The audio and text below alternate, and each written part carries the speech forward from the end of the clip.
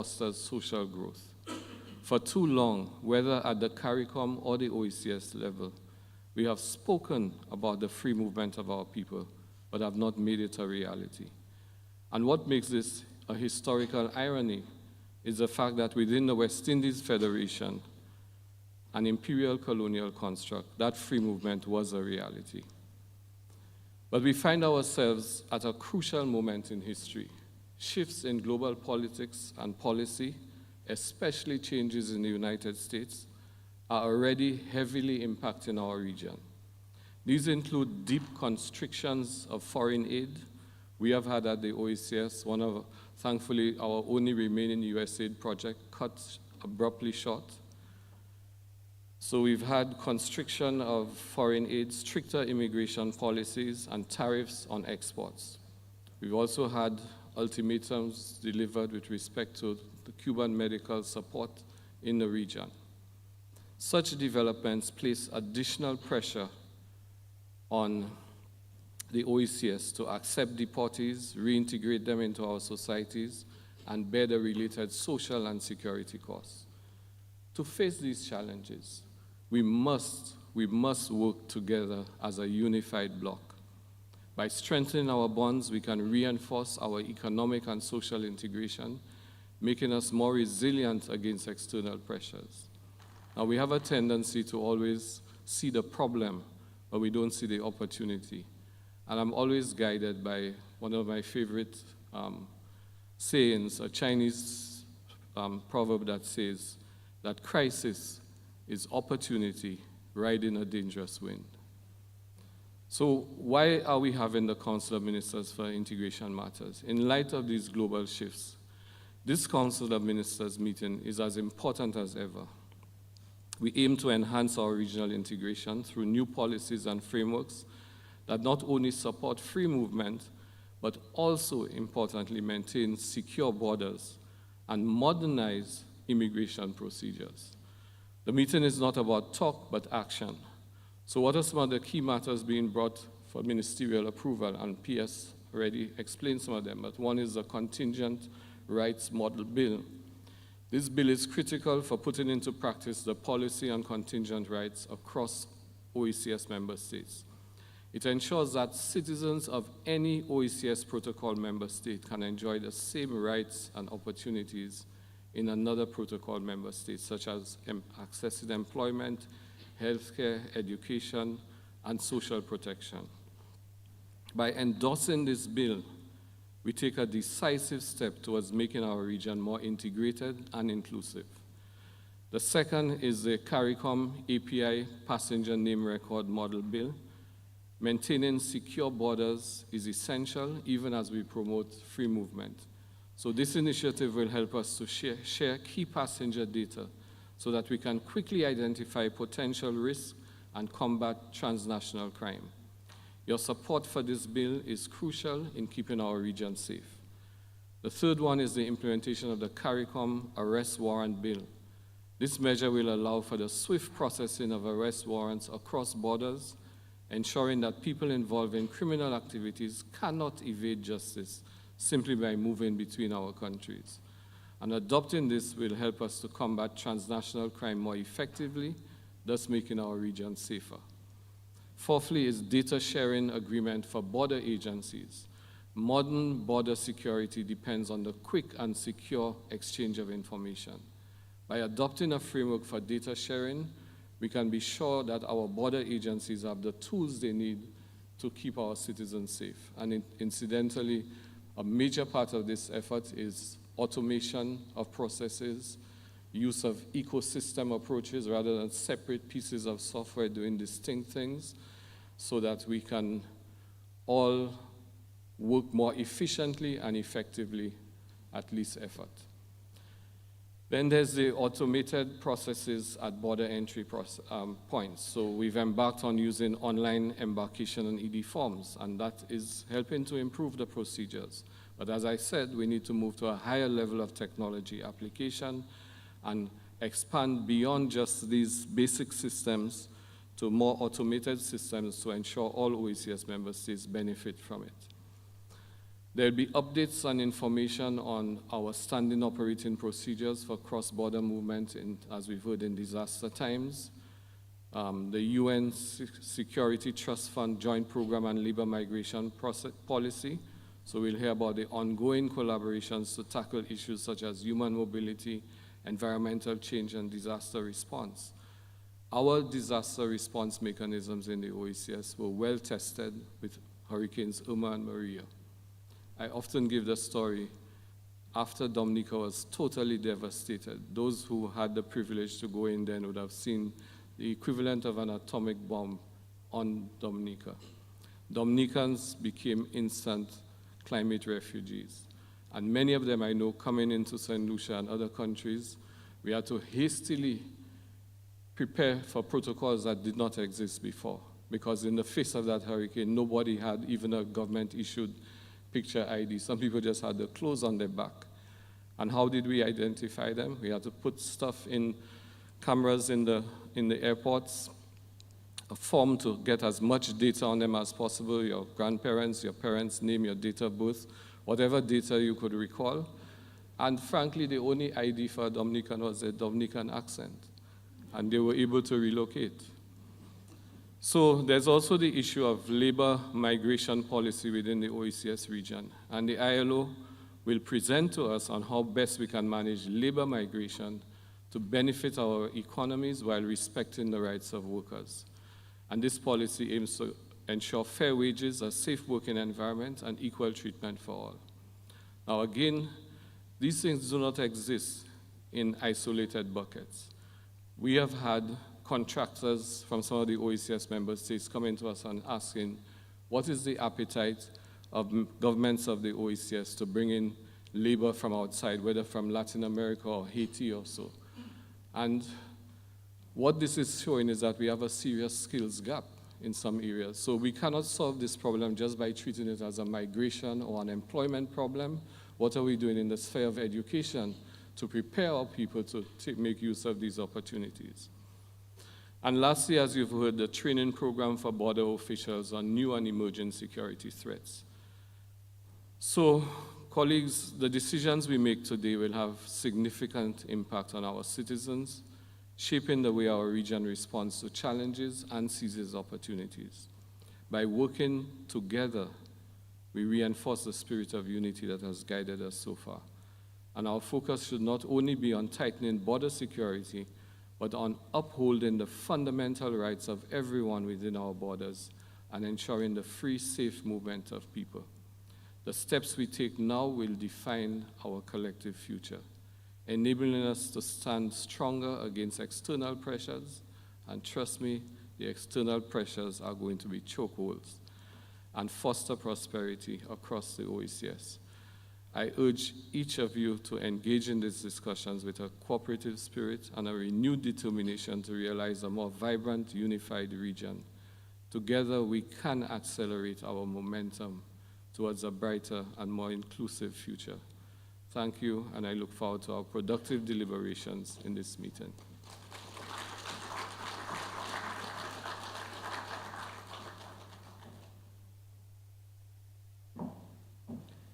Thank you, Dr. Jules, for your remarks, and thank you for reminding us that working together reinforces our bonds of unity and allows us to stand stronger.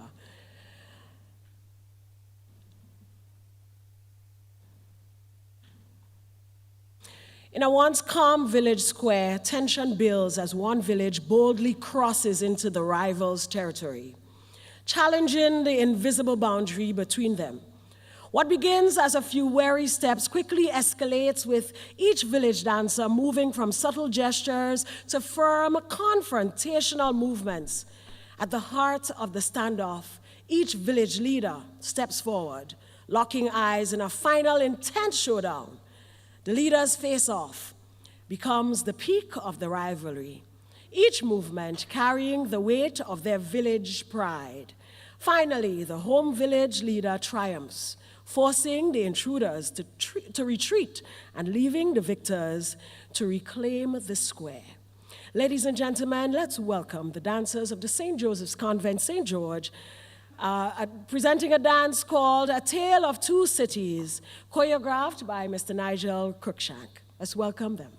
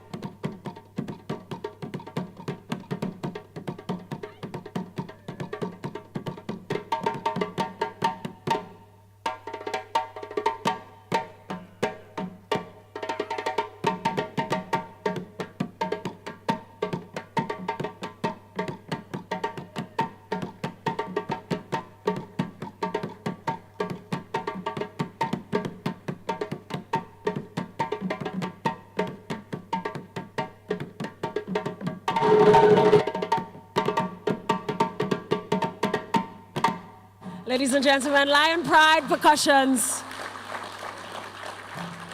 and the St. Joseph's Convent students, thank you for that in-flight entertainment. And if you followed the drama, you were a true Caribbean person.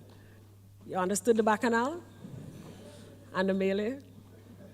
The ballet dance is one of the most dramatic cultural forms in the Caribbean, and we celebrate the passing on of the baton as well for these young dancers of the St. Joseph's Convent. Ladies and gentlemen, we're just about 30,000 feet above Grenada. I'd like to welcome outgoing chairman of the council, the Honorable Deacon Mitchell, Prime Minister, and he's also Minister for National Security, Home Affairs, Public Administration, Information, and Disaster Management. Ladies and gentlemen, let's welcome the Honorable Prime Minister of Grenada.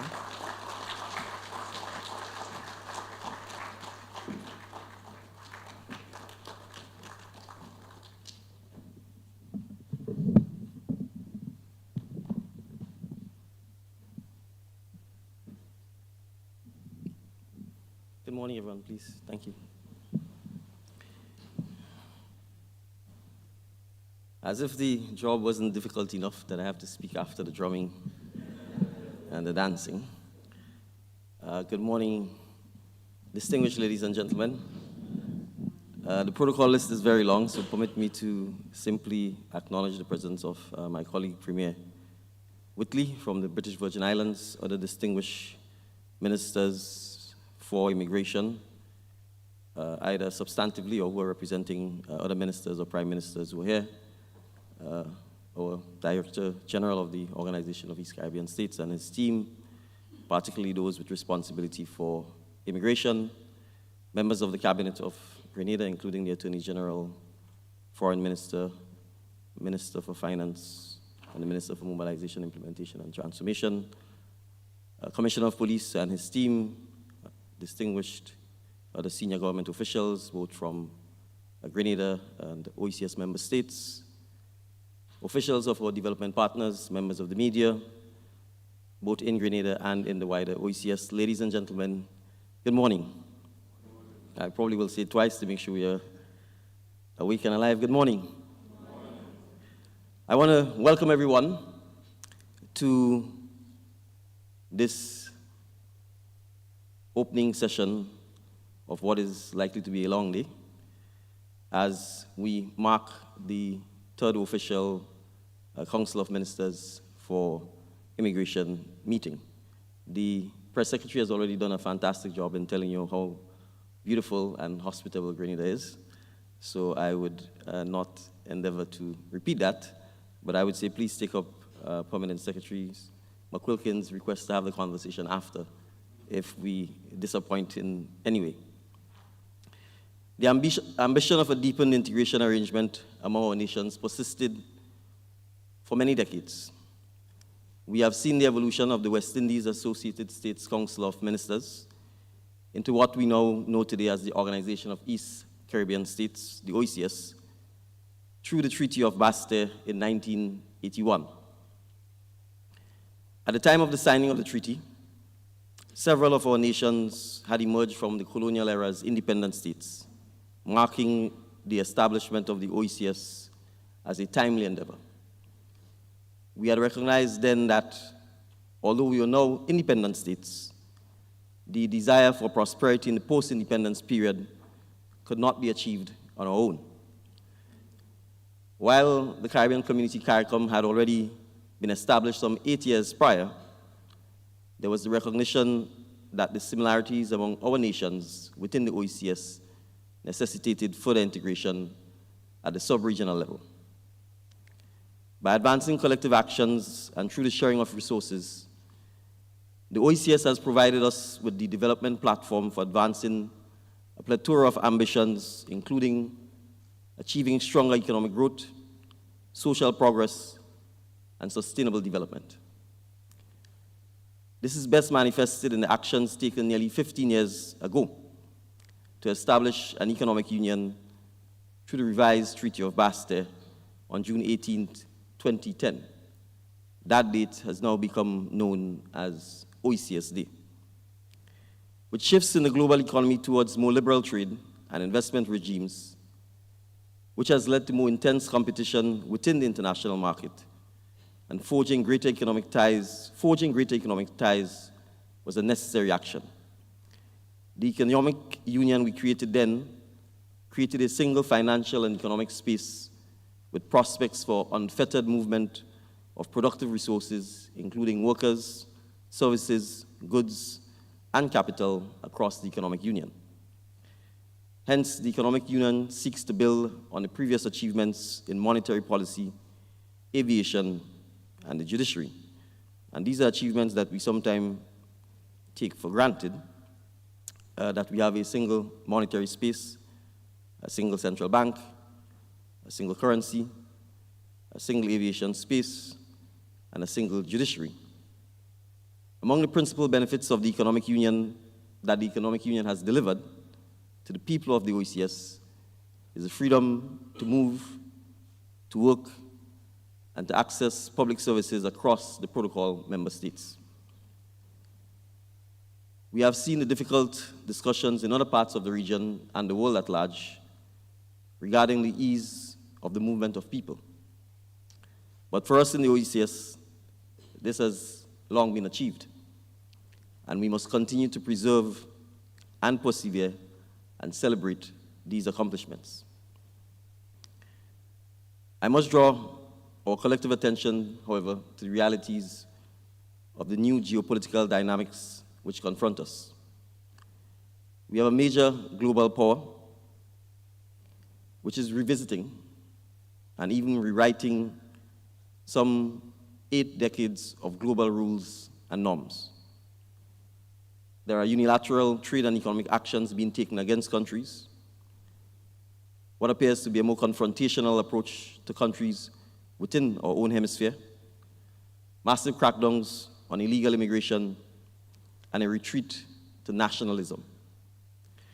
While we must continue to live in hope and expect the best, it is also incumbent upon us to prepare for the worst.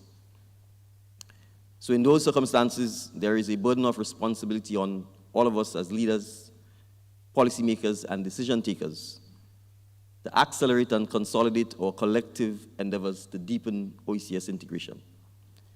In a very real sense, our closer integration ought to be seen as the first practical response to the external pressures which we will face, whilst providing an opportunity for continued growth and development. So this meeting of the Third Council of Ministers for Immigration that I'm humbled to chair will allow delegates the opportunity to renew their commitment to go in the full 9 yards with the implementation of the Economic Union project. It allows for a dedicated and focused discussion on the policy measures that are required to complete the full implementation of a regime for the free movement of persons. As I highlighted previously, the establishment of the Economic Union was a necessary condition, but it was not sufficient to address our development needs and to overcome the challenges that we face today.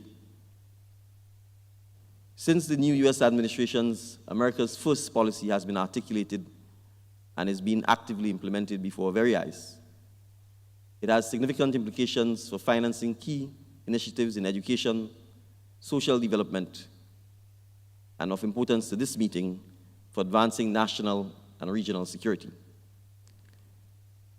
Over the last few years, we have seen increasing cases of migrant smuggling in our region, leading to increased border security threats and the possibility of scenarios that will test the capabilities of our public infrastructure with respect to immigration, social services, and the judiciary, which are simply some of the services that are likely to be impacted if these trends continue.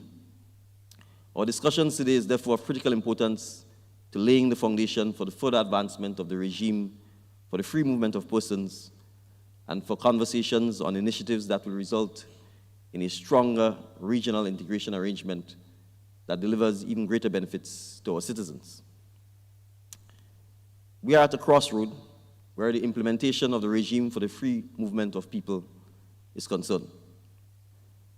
The regime has allowed for travel facilitation with the acceptance of valid government-issued IDs for intra-regional OECS travel, indefinite stay upon arrival, access to social services with respect to primary and secondary education, healthcare, social security, and social protection initiatives. It has also secured the right to employment without work permits for our citizens.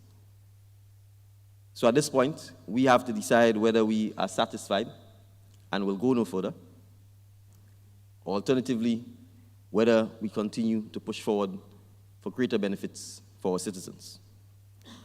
One of the critical discussions that this grouping will have to discuss is the implementation of the OECS policy on rights contingent on the right of freedom of movement, and you've already heard so both from the PS and from our Director General.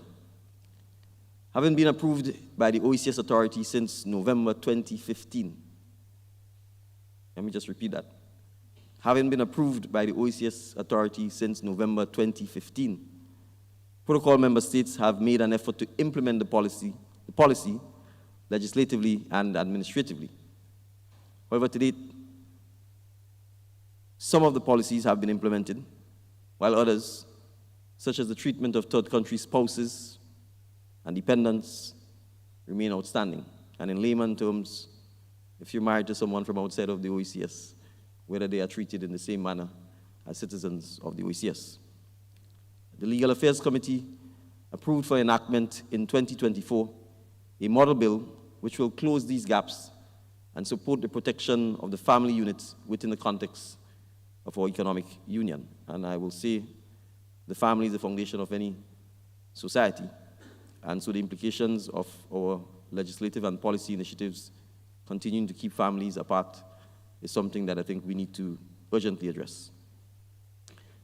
Security concerns remain at the forefront of our efforts to allow for greater ease of movement. But within an environment of rising criminal activity, especially across our borders, there's an urgent need for legal and policy frameworks for addressing the occurrence of these ills. At the meeting today, we have the opportunity to bring forward towards full implementation the CARICOM Arrest Warrant Treaty and the relevant draft bill that will strengthen data sharing across our border agencies. The OECS Commission has made this matter a priority, working in collaboration with the CARICOM Implementation Agency for Crime and Security, CARICOM Impacts, because there is a recognition that such security infrastructure only helps to strengthen our model for unfettered movement of persons within the economic union.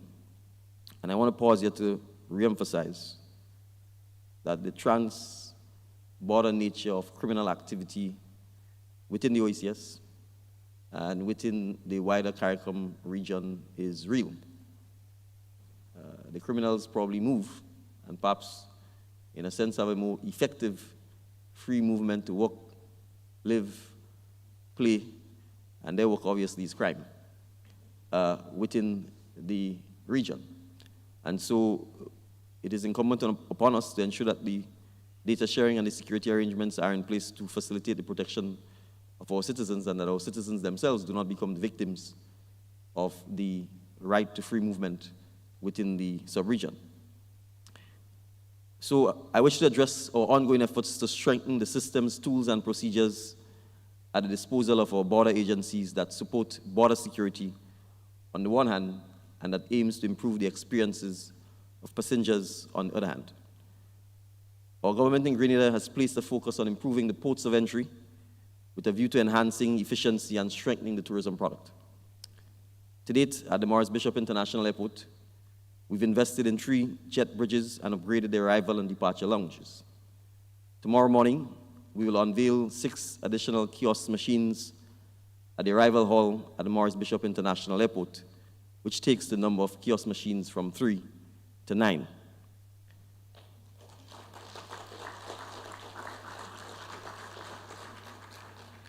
Under the OECS Border Management Enhancement Initiative, there is ongoing support to OECS member states to implement automation ambitions at the main ports of entry through investments in kiosk machines and the introduction of online embarkation and disembarkation forms.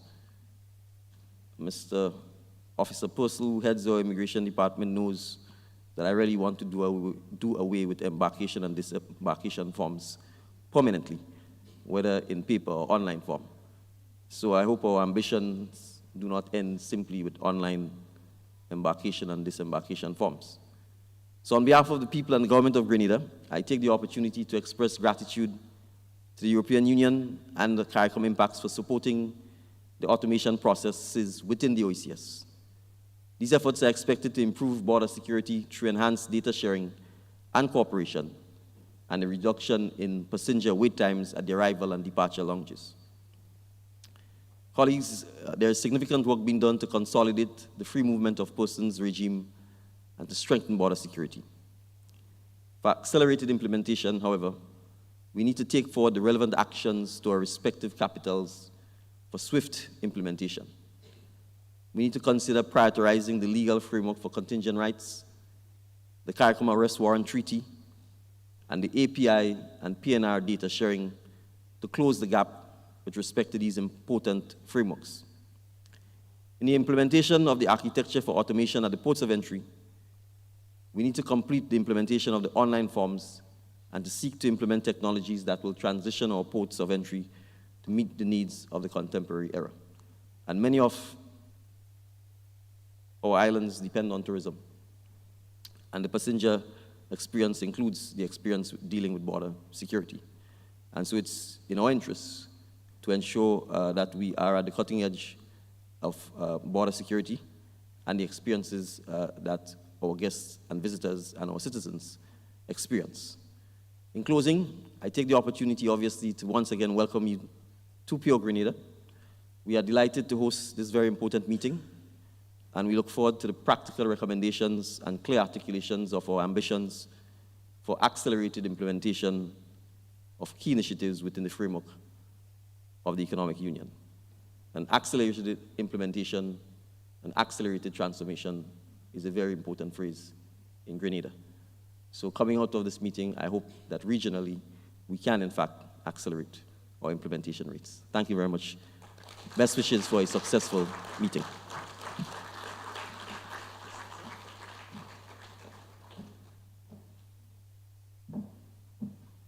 Thank you, Prime Minister, the Honorable Deacon Mitchell, for your remarks and for your advocacy for free movement and regional integration.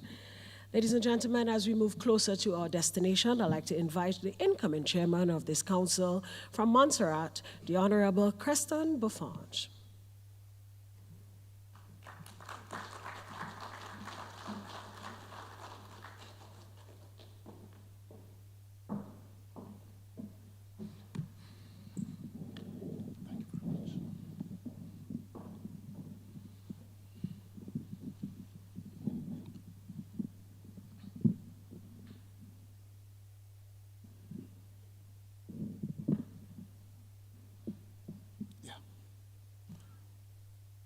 A spicy good morning, each and every one of you.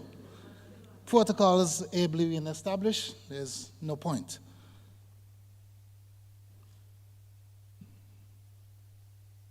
On behalf of the Honorable Reuben Timid, Premier of Montserrat, I join the speakers before me in extending the very best wishes to all the delegates. Montserrat remains steadfast in its commitment to regional integration, recognizing the invaluable role that the OECS Corporation has played and continues to play in advancing economic and social development. Though an overseas territory, Montserrat has always embraced its place within the OECS as family. As a proud signatory to the Treaty of Bastille in 1981, our dedication to this integration has never wavered. Montserrat has and was among the first member states to champion the establishment of an economic union, an achievement that now stands as a pillar of our collective progress. It is therefore an honor, on behalf of the Honorable Premier, to assume chairmanship of this very important Council of Ministers, particularly as we engage in meaningful discussions on the free movement of persons within our economic union. I look forward to a rich and stimulating dialogue that will strengthen our shared vision for a more unified and prosperous region. Over 40 years ago, and 40, and quoting Honorable Mitchell, acceleration is very important. We have been on this journey together to forge closer integration to address the immediate needs of independence. Regional integration is not just an ideal, it is an imperative. We have seen the evolution of our single court and the growth of stability of our single currency, which points to the power of collective action. However, integration must not be confined to the framework and policies alone. I believe the time has come to breathe life into our policies and time for them to become transformational for our countries. As a people, we possess a determination to be each other's keeper. This shows up especially in periods of despair, and Montserrat can certainly attest to this fact.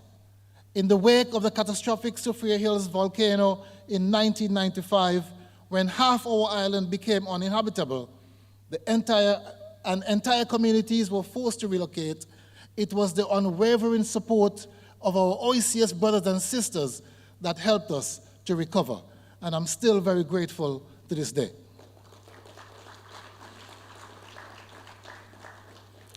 That unity was remarkable, but it must not be the exception. It must become the rule. True integration means applying the same resolve to the building of our economies, the expansion of opportunities for our people, and the removal of barriers that divides us. The speakers before me articulated the development of the utility of the OECS integration arrangement. Indeed, collective actions and the sharing of resources are among the strong traits of any successful regional integration arrangement. Make no mistake, we cannot do it alone.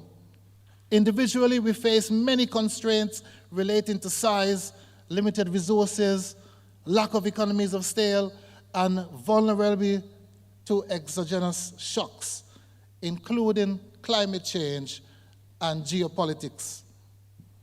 If we have been following the recent developments, in the words of reggae singer Egyptian, these are indeed some serious times. However, we are not defined by these constraints, and by pooling our resources and political will as one OECS, we have a much better chance of delivering for our people and navigating the world's stage. This is why we must celebrate and move ahead with the ambitions of a fully implemented economic union. The revised Treaty of Bastille demands our collective actions to bring about a single financial and economical space, and arrangements that move national discrimination with respect to the movement of persons, service providers, goods, capital, and establishments. Through these arrangements, Montserrat's 5,000 market size becomes 63,000. This means that we can produce more goods and services than what are in demand in domestic market. Importantly as well, it means we are not confined by skills limitation due to our microstate nature. The unfettered movement of persons supports the access to limited skills across our member states. These benefits are very crucial to ensuring that our countries continue to grow and become even more prosperous. However, there are several measures that we are mindful are needed to consolidate this successful project. We celebrate the free movements of persons regime as one which provides other regions with a point of departure in terms of how to forge free mobility regimes. citizens of protocol member states receive indefinite stay upon arrival at any official port of entry, access to jobs, and access to public services such as primary and secondary education and health services. We also recognize government-issue IDs and driver's license for intra-OECS travel. However, our collective ethos implores us to continue advancing these benefits in a harmonized manner. This is why, again, the accelerated implementation of supportive, harmonized framework, such as the OECS contingent rights policy and the model bill, is important. Now, Montserrat, probably more than most, with an exclusion zone, is also cognizant of the importance of measures to protect our borders within the OECS. There is no question that the OECS is faced with porous borders, as we are all island nations without adequate resources to police every square inch of our cherished lands. Hence, we depend on each other and the leveraging of technologies to support our limited manpower among our hard-working border agencies. As such, we should continue to support measures that places border security as a priority. While Grenada celebrates implementation of 6 kiosk machines at the airport, we too will be doing some celebrations of our own. Efforts continue to upgrade our intelligence platform to effectively deploy 4 kiosk machines that we are also receiving from the OECS Commission through funding support from the European Union Development Fund, the EDF. And as the prayer said, let the people who continue to support us and give us these things continue. Thank you very much to the EU. We have also launched the online embarkation and disembarkation form in September of 2024, all to enhance border security, data sharing, and improve passenger experience at our ports of entry. We note for discussion today's meeting the CARICOM's arrest warrants as stated, and the treaty, and the bill and draft advanced passenger information systems and passenger name record legislation. I understand that these legal frameworks will further support our endeavors at improving border security. Moreover, they add value to our economic union through strengthening our capacity to share data and for collaborating on efforts to reduce cross-border criminal activities within our regional space. Let our discussion on these issues guide us towards practical recommendations and solutions. It was Obama who said, change is good, but it must be practical, and it must also make sense. We thank the OECS Commission and the CARICOM Implementation Agency for Crime and Security Impacts for these strides, and we assure you that Montserrat will play its part in moving these initiatives forward. In conclusion, as the chairmanship is passed on to Montserrat, we intend to work in unison with the team at the OECS Commission to support accelerated implementation of these initiatives. As we engage in discussions throughout this meeting, I remind you of the significance of the discussions we are about to make. These actions will not only shape our present, but lay the foundation for a stronger and a more unified future. The road ahead requires our full commitment, and it is only through working together with transparency and equity being the key word, that we will see the positive change that we all seek. We are only as strong as our weakest link, and it is through our shared efforts that we can ensure that no one is left behind. As Helen Keller once said, alone we can do so little, but together we can do so much. Let that remind us of the power we have when we come together as a region in purpose. Let me remind you also that is the most important asset of any country is its people. And before I close, I would like to once again thank the government and people of Grenada for hosting us so warmly and for chairing this meeting.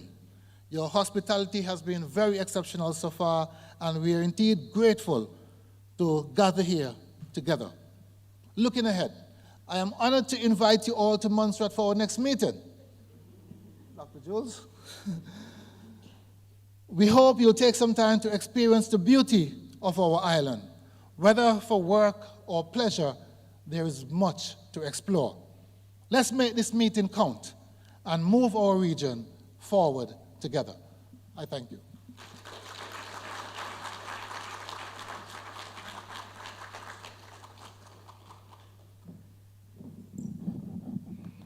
Thank you, incoming chairman. At the end of this meeting, we all need to learn everybody's accents and dialects. That's a task, another task to add to the agenda. We thank you for your comments, your remarks, and of course the reminder that we all should ensure that our policies are transformational and that we expand opportunities for all our people. Ladies and gentlemen, as we prepare for landing, I'd like to invite the members of the Royal Grenada Police Force Band to play the OECS song. The song will be sung by Miss Keturah George of the Royal Grenada Police Force. If you know the song, please sing along. Your in-flight entertainment will come to a close after this segment.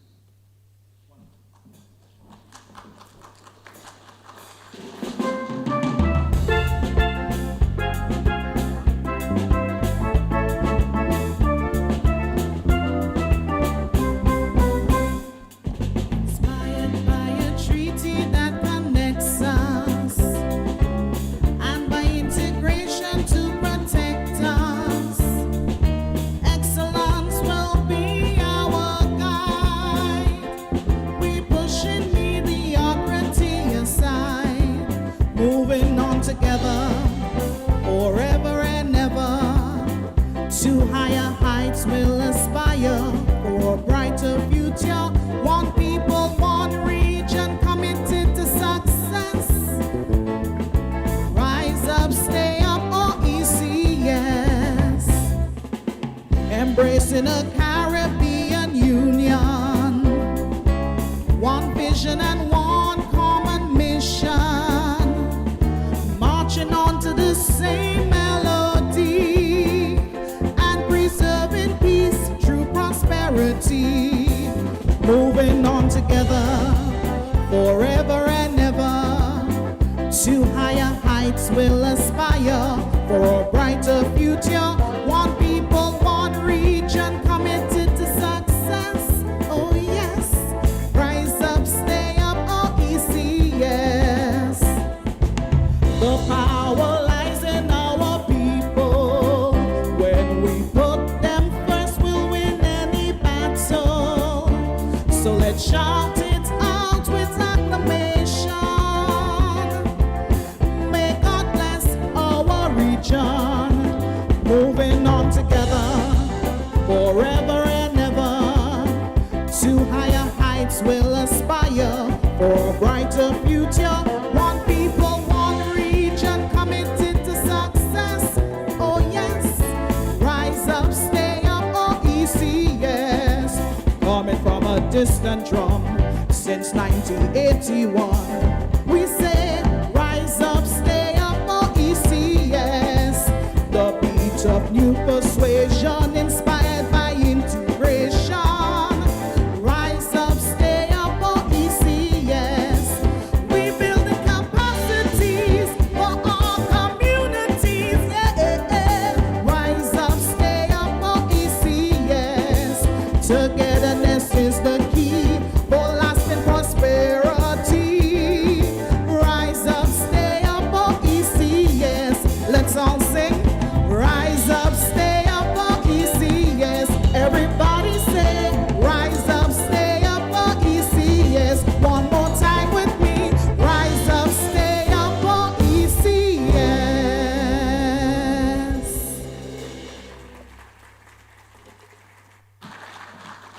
One people, one Caribbean, committed to success. Thank you so much, Keturah and the Royal Grenada Police Force Band. Let's give them one round of applause.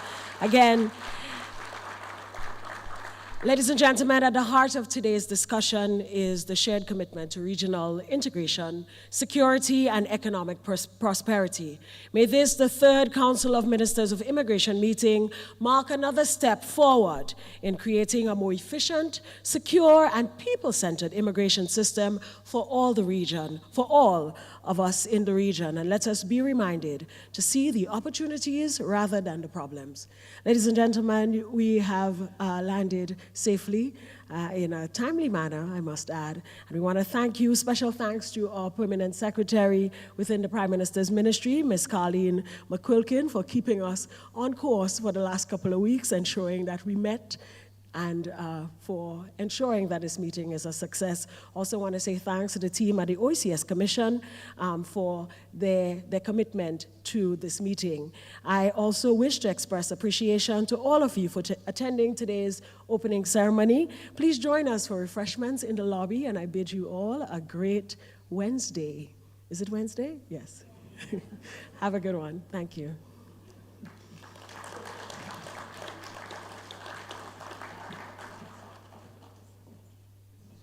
Delegates, please don't run off after the refreshments. You have a meeting.